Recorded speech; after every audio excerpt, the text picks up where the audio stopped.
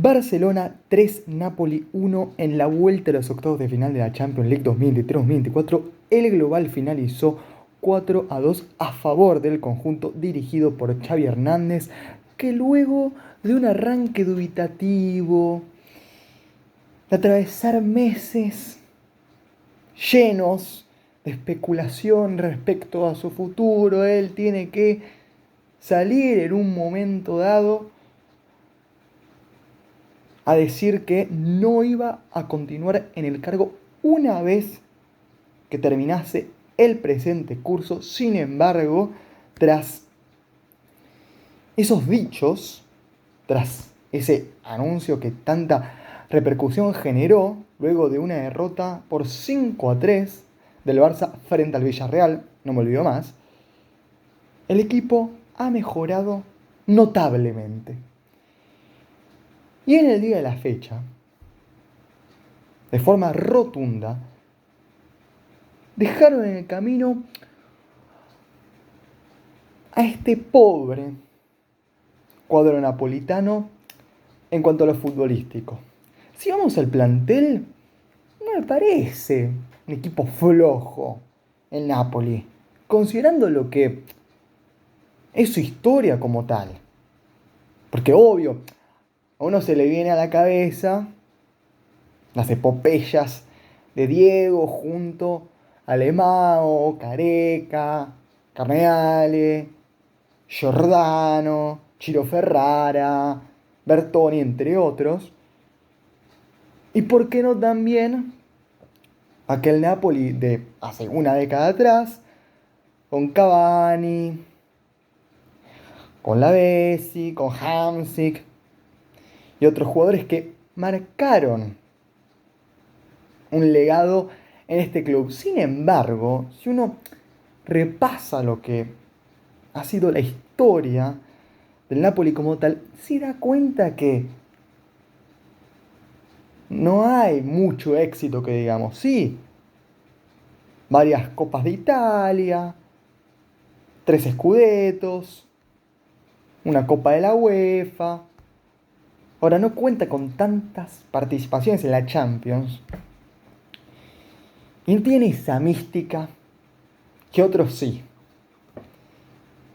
Por eso yo creo que, aunque el Napoli se queda afuera,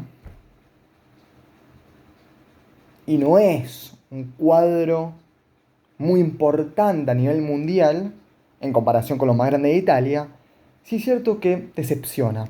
Debido a que la base del plantel que se consagró en la liga italiana pasada es la misma prácticamente. Traoré no estaba, no jugaba Juan Jesús. Ahora, después, el resto del equipo que hoy salió al terreno de juego en el estadio Montjuic son prácticamente los mismos nombres que los que arrasaron en el Calcio 2022-2023. Por lo que sorprende el bajón de este Napoli, que en parte se comprende debido a los cambios de entrenadores, a ciertas bajas cruciales, como es el caso de Kim In-jae, que si no fue el mejor defensor de la temporada pasada a nivel europeo, pega en el palo, porque a nivel europeo y en sí, globalmente, estuvo ahí arriba de todo, quizás a la par de otros, pero fue excelente el rendimiento del surcoreano, que ahora, actualmente, está en el Bayern Múnich. Se fue y eso al Napoli le pasó factura. Ahora no es excusa. No puede ser que únicamente por esa salida, que sí era muy importante dentro del esquema, pero no se entiende cómo el Napoli bajó tanto defensivamente. Bueno, Eso evidencia y habla de la dependencia que tenían de Kim Min-jae. Porque es que el Napoli, frente al Barça en esta oportunidad, retrocedió siempre mal. Cuando iban 15 minutos, ya veía situaciones de 3 contra 3, como si faltasen segundos para que concluyese el encuentro. Aparte, no es que el Napoli tenía que salir a ganar, que necesitaba la victoria como sea, y encima de forma abultada. No. 1-1 fue el resultado de la ida. El Napoli salió a presionar muy mal, otorgó muchísimos espacios, demasiadas facilidades, dejaron un montón de huecos y eso el Barcelona evidentemente lo aprovechó. Este Barcelona que es distinto al de algunos meses atrás. Porque no solo que los jugadores se entienden entre sí y hoy en día se ven triangulaciones, paredes, tenencia de la pelota, pero inteligentemente, porque en su día sí. El conjunto culé también contaba con la posesión, pero como digo siempre, la clave no está en cuánto tenés la pelota, sino en lo que haces cuando contás con ella. Calidad por encima de cantidad. Y eso el Barcelona lo ha entendido al 100%. Y por eso pasó por encima de este Napoli, que aún así ha tenido sus buenos lapsos en el partido. Hubo un tramo en el cual el Barça se replegó, se confió, con el 2-0 temprano a su favor, descontó el Napoli y ahí el cuadro partenopei tuvo sus aproximaciones. Bueno, una tajada superlativa de Ter Stegen al ángulo. Di Lorenzo que se mete en el área y cabecea.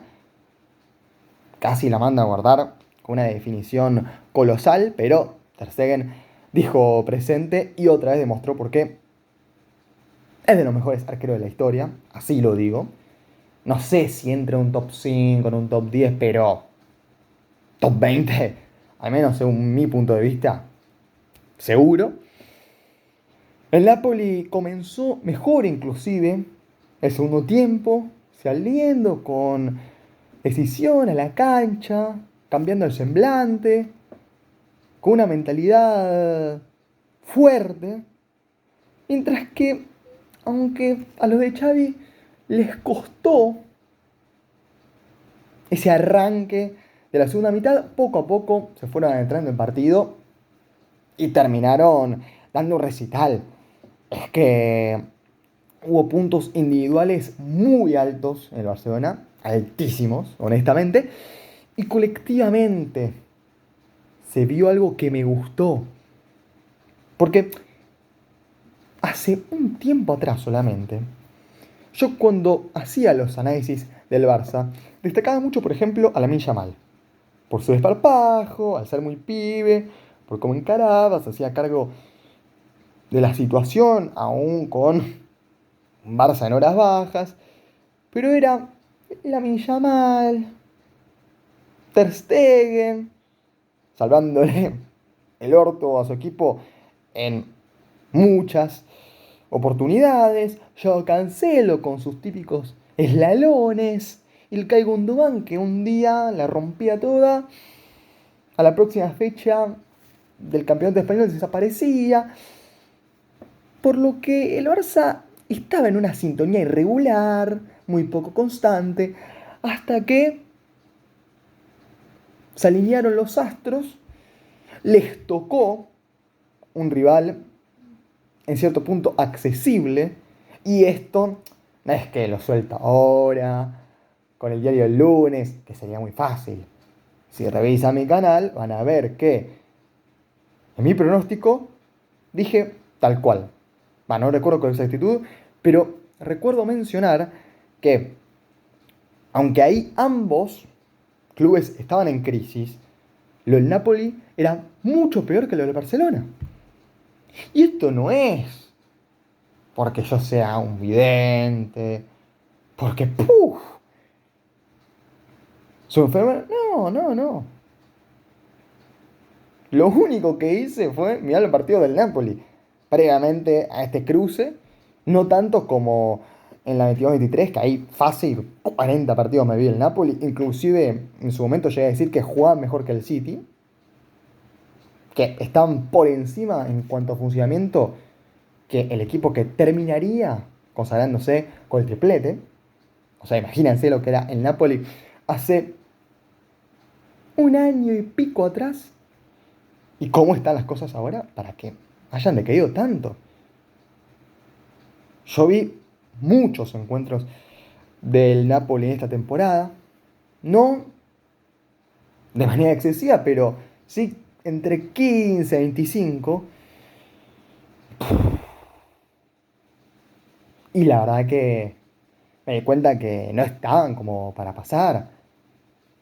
Ni siquiera le sirvió el incentivo económico de De Laurentiis, que supuestamente, en caso de que el Napoli hubiese pasado, le habría pagado a cada uno de los jugadores de su equipo más de 100 millones de euros. Llegué a leer eso. No bastó con esa propuesta, debido a que hay que hacer bien las cosas en la cancha. Y aunque te motiven desde ese lado, y aunque el Napoli jugó el partido a la altura de las circunstancias en cuanto a la entrega, si vamos a la voluntad específicamente, desde lo futbolístico hubo fallos que a este nivel no se pueden perdonar, y más cuando el Barcelona está envalentonado, con algún que otro pinchazo reciente en Liga, donde no digo que ya tiraron la toalla, pero casi, salvo que le ganen en el Bernabéu al Real Madrid y se dé un milagro, dudo que el Barcelona se quede con esta liga española. No obstante, ha habido una mejoría en cuanto a la producción del Barça en cada uno de sus partidos. No solo en los puntos individuales, que en su día ya eran bastante buenos, sino que ahora hay una sincronización del equipo que da resultados. Y acá está el ejemplo más que claro. El Barça vuelve a los cuartos de final de la Champions League tras 4 años. Recordemos que se fueron a la Europa League de forma consecutiva, eliminados en la fase de grupo. Sin Messi las cosas no le salían, hasta que por fin, en el presente curso, resulta ser que todo ha mejorado, al menos sustancialmente para el Barcelona. Esto es algo que quiero aclarar antes de ir con el análisis del partido específicamente.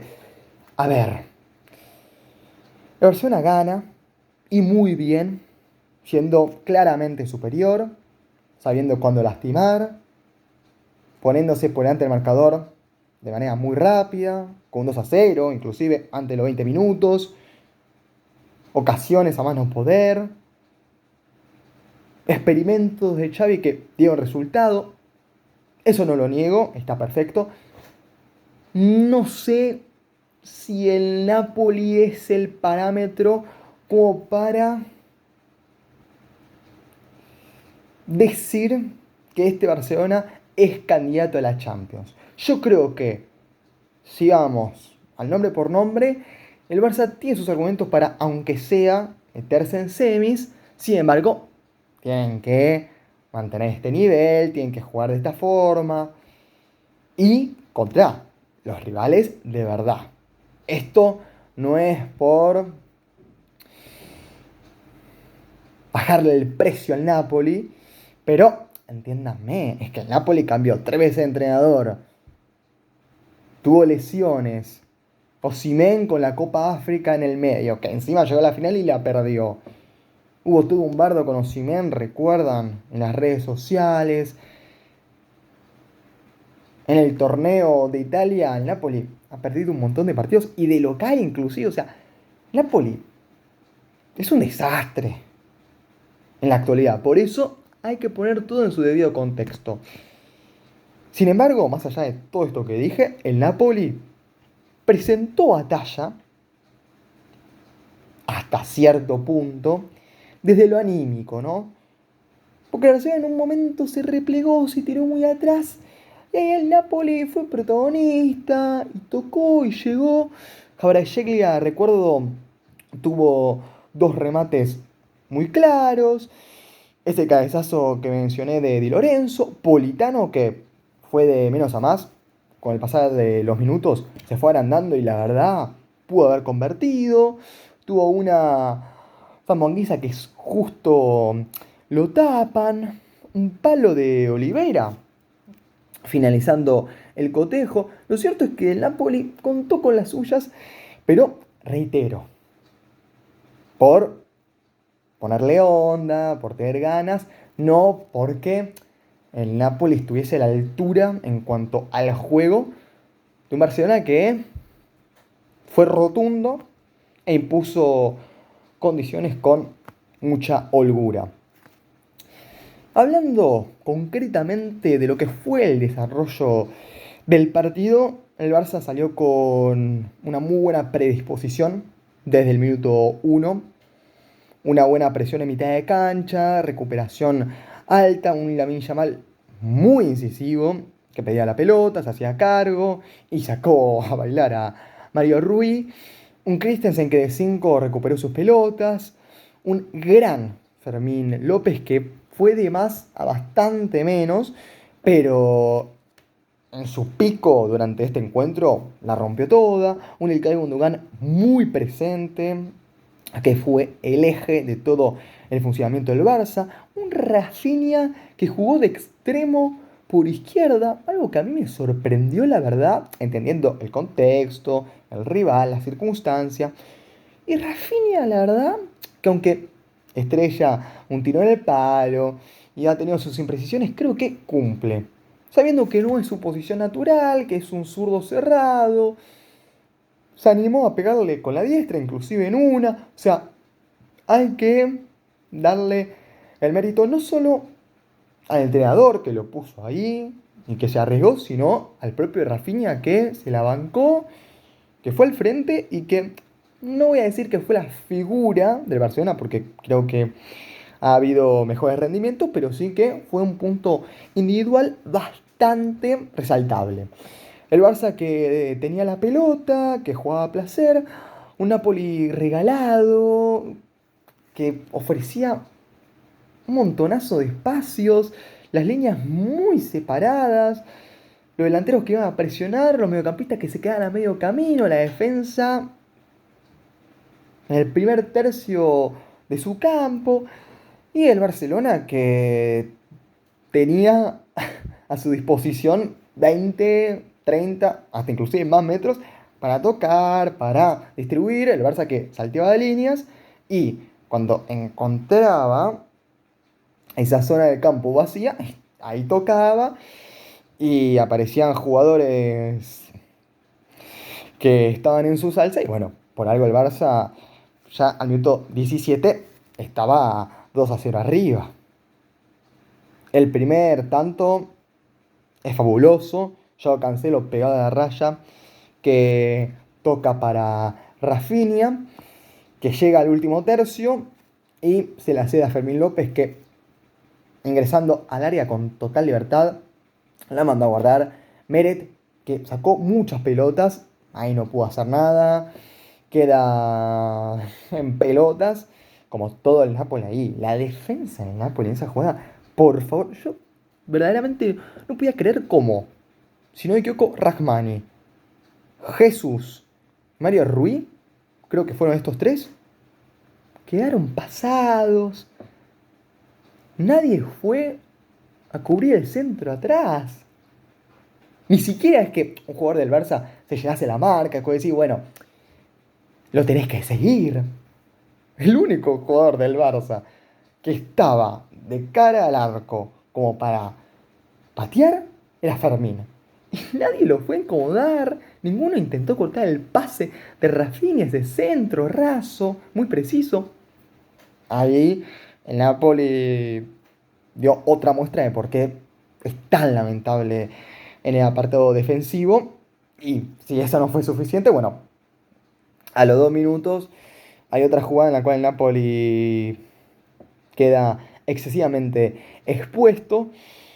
El Barcelona que sale desde el fondo, Lamine Yamal que tira una bocha larga, Rafinha que encara, se perfila, intenta definir al segundo palo, pero la bocha justamente da en el palo, no pudo convertir. Y el rebote le queda a Joao Cancelo, que dándole de primera, ahí sí, la mandó a guardar para lo que era el 2-0 parcial. El Barça chocho, comodísimo, con todo de cara. Y el Napoli aturdido, sin ideas, sin saber qué hacer, muy perdido el Napoli, sinceramente. El Napoli de Calzona, que dejó bastante que desear, aunque a partir del tanto convertido por el equipo local, por el Barcelona, el Napoli dio un paso al frente y quiso emparejar la cosa, aunque sea incomodar un poco a un Barça muy tranquilo en todo sentido. Llega el gol de Rahmani cerca de la media hora, una jugada en la cual el Barcelona estaba defendiéndose sin la pelota, algo que yo creo que el Barcelona no lo sabe hacer tan bien. El Napoli que tocó, que distribuyó la pelota con claridad. Osimhen, si no me equivoco, se lleva la marca. Y Rahmani, sorpresivamente, aparece en el área, abre el pie y la manda al segundo palo. Ter Stegen no pudo parar esa bocha que fue muy esquinada. Y el Napoli que metía suspenso, aunque sea, ¿no? Sobre todo porque tras ese gol, el Napoli creyó en sí y los jugadores se animaron. Y Koundé, que había estado firme, comenzó a mostrarse algo más dubitativo. Y el Barcelona que a veces descuidaba la espalda, pero a la vez como Osimhen siempre picaba en offside, tampoco pasaba nada. Ahora el Napoli estaba ahí, daba la sensación de que podían buscarle el segundo. De hecho, termina el primer tiempo, empieza el segundo, y la dinámica del partido fue la misma. Un Napoli con muchísimo más carácter, con demasiada voluntad, queriendo empatarlo como sea, y un Barcelona más cauteloso, más tímido, sin tirar tantos contraataques, un Napoli que se venía, que avisaba, advertía, un Barcelona que se excedió de confianza con mucha notoriedad, hasta que poco a poco, claro, el Barça fue encontrando pases, espacios, tiempo, porque el Napoli, si en el primer tiempo se regalaba, ya el segundo ni les cuento, y el Barcelona que comenzó a ser protagonista nuevamente, tocando, distribuyendo, con un Ilkay Gundogan que le descosió bajo mi óptica. Hubo un tanto anulado a Lamine Yamal, que estaba, claro, fuera de juego, así que no tengo mucho que decir al respecto. Ahora, también se dio una jugada polémica, un supuesto penal a Víctor Osimhen. Para mí no fue, porque había un offside que cobran bien y bueno, no había forma de que eso se diese como pena máxima. Desde ese lado lo entendí. Entonces, tampoco hace falta debatir tanto al respecto. Lo cierto es que el Barcelona se fue metiendo cada vez más en partido, luego de tener ciertas lagunas, y al Napoli ya se le hacía largo el encuentro, el desgaste notorio, cambios que no surtieron efecto por una cuestión de jerarquía.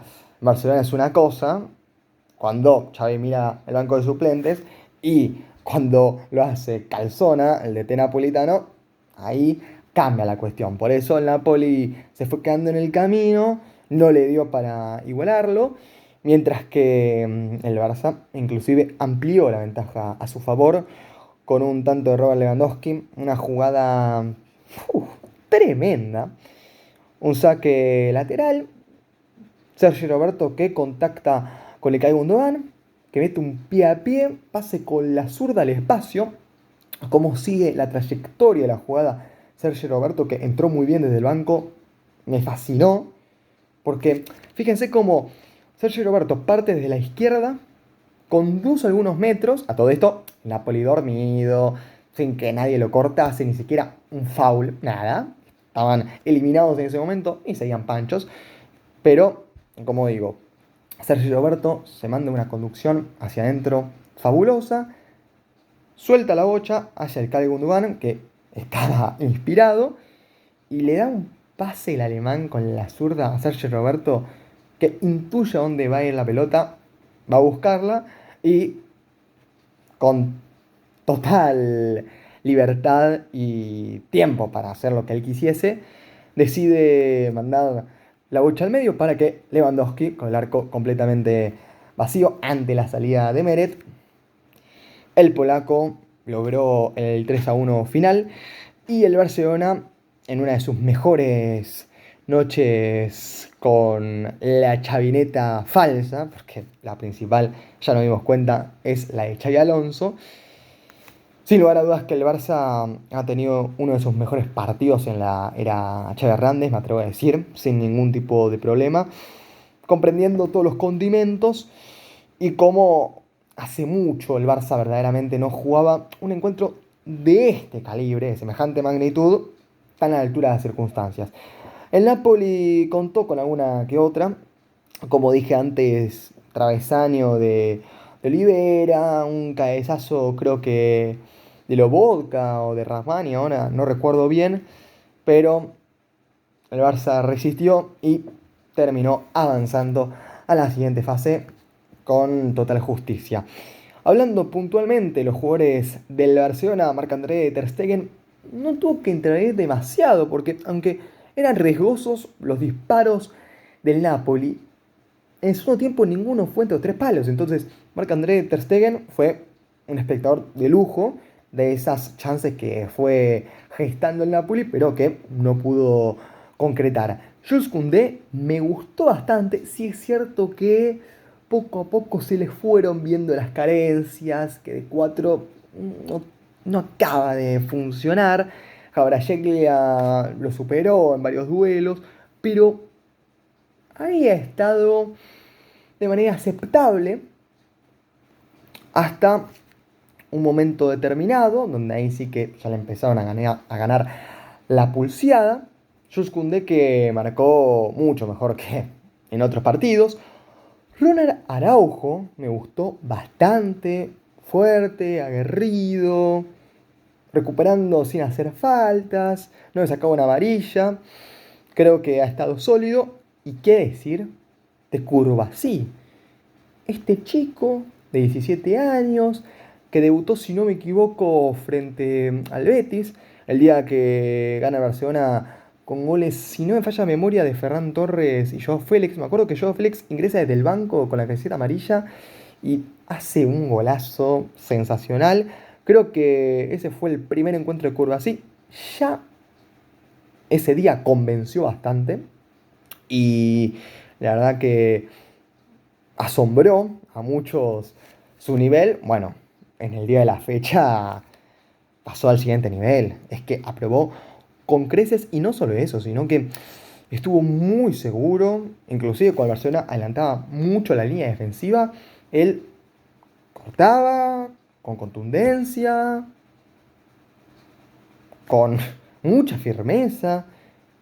Lo noté astuto, inteligente, fino inclusive también porque ha dado sus buenos pases hacia adelante, ha ganado por arriba y sencillamente se puede decir que ha estado fenomenal. Bueno, le dieron el premio MVP por haber sido la figura del partido y tiene toda la lógica honestamente porque siendo tan joven, contrarrestar a Víctor Osimhen y a un Napoli que, sin ser una maravilla, tiene a Politano, Osimhen y a Kvaratskhelia en el frente de ataque, vale un montón. Por eso yo destaco a Curbasí, que sin lugar a dudas es de las apariciones más grandes del Barcelona en los últimos tiempos, junto a Lamine Yamal. Joao Cancelo, una locura, no por el gol, sino por cómo encaró, por cómo inclusive retrocedió porque ha hecho sus buenos cortes, algo en lo cual no resalta él al ser un jugador más ofensivo, de ir al ataque, de desbordar. Aún así, en ese apartado lo noté muchísimo mejor que en otras oportunidades, aunque principalmente destacó por lo que todos conocemos. Andreas Christensen se la bancó. En mitad de cancha no es fácil para un central jugar ahí como único 5. Tuvo algún que otro lapso en el cual sufrió. Yo sentía que le faltaba un acompañante, pero dentro de lo que cabe, se puede decir que aprobó. Fermín López empezó a las mil maravillas, tocando, teniendo una jugada en la cual la pincha y casi mete un golazo tremendo. Pedía la pelota, aparecía en tres cuartos, siempre era opción de pase. Poco a poco fue disminuyendo su producción, aunque mete el gol que abre el marcador, lo cual evidentemente le da muchísimo mérito a lo que ha sido su presentación. Ilkay Gundogan, fantástico.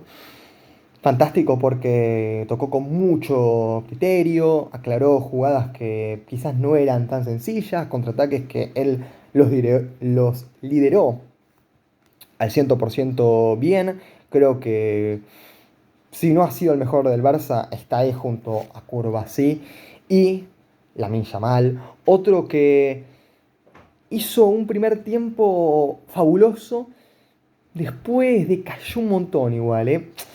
Eso también hay que reconocerlo, porque Lamine Yamal ha tenido sus pases imprecisos, un tiro que tenía para clavarla al segundo palo, opta por el primero y la ataja Meret sin mucha complicación.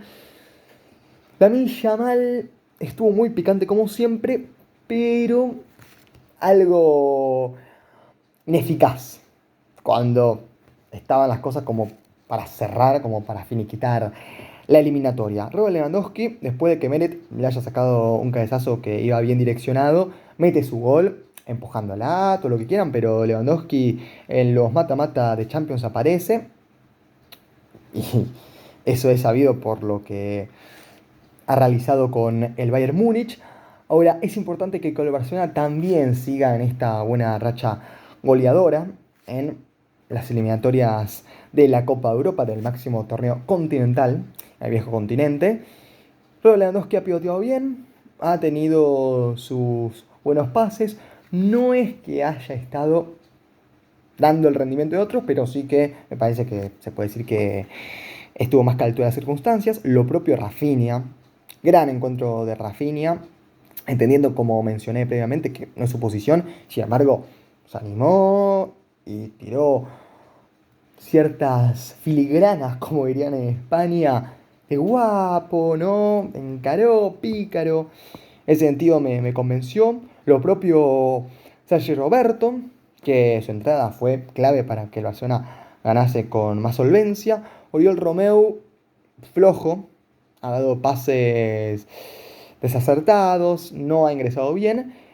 Mientras que Joao Félix jugó un ratito y tampoco es que haya sido fenomenal lo que se vio de él. Sin embargo, el Barça ha pasado y muy bien, creo yo, frente a un Napoli que, bueno, el arco contó con un Meret que evitó una goleada aún mayor, porque Meret tuvo 3 o 4 tajadas impresionantes. Meret, que es un muy buen arquero, aunque muchos lo infravaloren y capaz no lo tengan tanto, me parece un guardameta con muy buenos reflejos.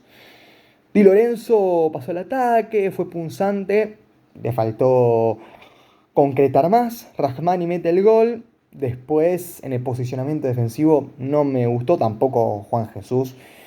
Débiles ambos, mal ubicados, flojos en el retroceso. No me convenció en el absoluto. Tampoco Mario Ruiz, que ha sufrido, que cometió algún que otro foul de más. otro que ha estado mal. Lo propio Traoré, un jugador que no aportó prácticamente nada. Lobotka, de menos a más, poco a poco fue recuperando más pelotas, fue adelantándose al terreno de juego, ha hecho sus buenas conducciones. Digamos que cumplió sin más, puede dar bastante más de sí, pero de por sí ha contribuido en lo suyo. Frank Sambo Anguissa, mediocre, lo de Sambo Anguissa, entendiendo lo que puede llegar a dar. Kvaratskhelia moviéndose por muchas zonas de tres cuartos en adelante. Me gustó porque se la bancó, porque gambeteó cuando las cosas no eran favorables, se mostró rebelde. Y aunque sea intentó de media distancia también, hubo dos tiros suyos que iban muy bien. No terminaron en gol, pero aunque sea probó, lo cual vale una banda. Politano lo propio, Politano incisivo, regateó, ¿no? Encaró bastante y me gustó cómo se ofreció y cómo con esa zurda intentó marcharse y lo consiguió en acciones concretas, mientras que Víctor Osimhen, pobre lo de Víctor Osimhen, que a mí es un delantero que me encanta, pero cayó muchas veces en fuera de juego, estuvo inhabilitado en muchísimas oportunidades. Tiene su mérito el Barça en esto, ya que era algo preparado claramente, pero Víctor Osimhen también se durmió y ni siquiera tuvo un tiro claro al arco, no, no me gustó nada lo que vi de él. Mientras que Matías Olivera, Lindstrom fue el que tuvo el cabezazo, ahí me acordé, Lindstrom que entró desde el banco y casi mete un gol que hubiese complicado mucho las cosas para el Barça. De todas formas, creo que ni él, ni el propio Olivera que ya lo mencioné, ni Raspadori, ni tampoco Engogué me gustaron. El Napoli hizo lo que pudo, pero en una campaña tan mala en muchísimos aspectos, no les dio para derrotar a un Barça cada vez más firme, cada vez más sólido, que para mí luego de este triunfo no es un candidatazo porque tienen que sostener este rendimiento. Ahora, si lo mantienen, evidentemente sí que se postulan como candidatos a quedarse con esta orejona. Dudo que sea así, si me preguntas hoy en día. Yo creo que el Barcelona gana, sí, y jugando un grandísimo encuentro, pero frente a un rival flojo, inferior, evidentemente.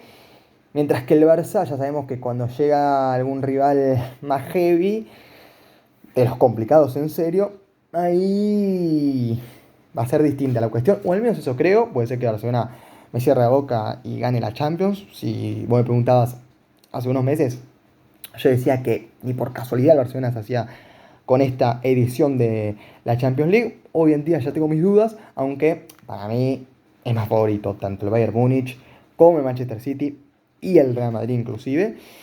Veremos cómo avanza el Barça a medida que vaya transcurriendo este tiempo hasta los cuartos de final, pero en el día de la fecha han dado un golpe sobre la mesa y han sacado del torneo a un equipo que yo creo pudo haber dado bastante más. Dejo el video por acá, si les gustó dejen su like, suscríbanse y recomienden así este contenido que llega más gente. Nos vemos en la próxima.